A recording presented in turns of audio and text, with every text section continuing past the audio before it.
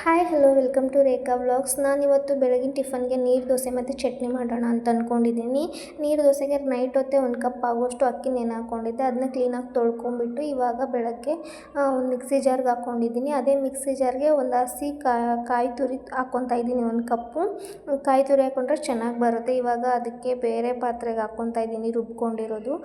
ನೀರು ದೋಸೆ ಅಂದಮೇಲೆ ನೀರು ಇರಲೇಬೇಕಲ್ವ. ನಾವು ಎಷ್ಟು ರುಬ್ಕೊಂಡಿದ್ವಿ ಅಷ್ಟು ಕ್ವಾಂಟಿಟಿಗೆ ನೀರು ಇರಬೇಕು. ಹಿಟ್ಟು ಫುಲ್ಲು ಗಟ್ಟಿನೂ ಇರಬಾರ್ದು, ಈ ಕಡೆ ಫುಲ್ ನೀರು ಇರಬಾರ್ದು, ಮೀಡಿಯಮ್ ಆಗಿರಬೇಕು. ಇದನ್ನು ಒಂದು 10-15 ನಿಮಿಷ ನೆನೆ ಬಿಡಬೇಕು ಹಿಟ್ಟನ್ನ. ಅದಾದಮೇಲೆ ಅದನ್ನು ನೆನೆಯೋಷ್ಟರಲ್ಲೇ ಒಂದು ಸ್ವಲ್ಪ ಚಟ್ನಿ ಮಾಡ್ಕೊಂಬಿಡೋಣ ಬನ್ನಿ. ಅದೇ ಒಂದು ಸಣ್ಣ ಮಿಕ್ಸಿ ಜಾರ್ಗೆ 1 ಕಪ್ ಆಗೋಷ್ಟು ಕಾಯಿ ತುರಿ ಹಾಕ್ಕೊತಾ ಇದ್ದೀನಿ.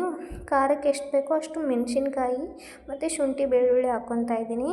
ಒಂದು ಸ್ವಲ್ಪ ಕೊತ್ತಂಬರಿ, ಒಂದು ಸ್ವಲ್ಪ ಹುಣಸೆಹಣ್ಣು, ಬೆಳಗಡ್ಲೆ ಸೇರಿಸ್ಕೊತಾ ಇದ್ದೀನಿ. ರುಚಿಗೆ ಎಷ್ಟು ಬೇಕೋ ಅಷ್ಟು ಉಪ್ಪು ಹಾಕ್ಕೊತಾ ಇದ್ದೀನಿ. ಇದನ್ನು ಸ್ವಲ್ಪ ಕ್ಲೀನಾಗಿ ರುಬ್ಕೊಬಂದು ಅದಕ್ಕೆ ಸ್ವಲ್ಪ ಒಗ್ಗರಣೆ ಕೊಡಬೇಕು. ಜೀರಿಗೆ, ಸಾಸಿವೆ ಮತ್ತು ಒಣಮೆಣಸಿನ್ಕಾಯಿ, ಕರಿಬೇವು ಹಾಕ್ಬಿಟ್ಟು ಒಗ್ಗರಣೆ ಕೊಡಬೇಕು. ಕೆಲವೊಬ್ಬರು ಹಾಗೆ ಮಾಡ್ಕೊತಾರೆ, ನಾನು ಒಗ್ಗರಣೆ ಕೊಟ್ಟು ಮಾಡ್ಕೊತಾ ಇದ್ದೀನಿ ಚಟ್ನಿನ.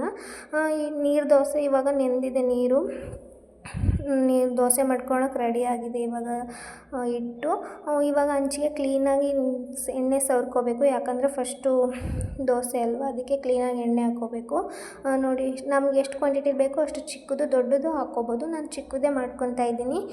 ಈ ನೀರು ದೋಸೆನ ಚಟ್ನಿಗಿನ್ನ ನಾನ್ ವೆಜ್ ಜೊತೆಗೆ ಚೆನ್ನಾಗಿರುತ್ತೆ ನೀರು ದೋಸೆ. ನೋಡಿ ಎಷ್ಟು ಕ್ರಿಸ್ಪಿಯಾಗಿ ಎಷ್ಟು ಚೆನ್ನಾಗಿ ಬಂದಿದೆ. ಇದಕ್ಕೆ ತುಪ್ಪ ಆಗಲಿ ಎಣ್ಣೆ ಆಗಲಿ ಹಾಕ್ಕೊಂಡ್ರೆ ಇನ್ನೂ ಚೆನ್ನಾಗಿ ಬರುತ್ತೆ. ನೋಡಿ ಫೈನಲ್ ಈ ಥರ ಆಗಿದೆ. ಯಾರಾದರೂ ಹೊಸ್ದಾಗಿ ನೋಡ್ತಾಯಿದ್ರೆ ಲೈಕ್ ಮಾಡಿ, ಶೇರ್ ಮಾಡಿ, ಕಮೆಂಟ್ ಮಾಡಿ.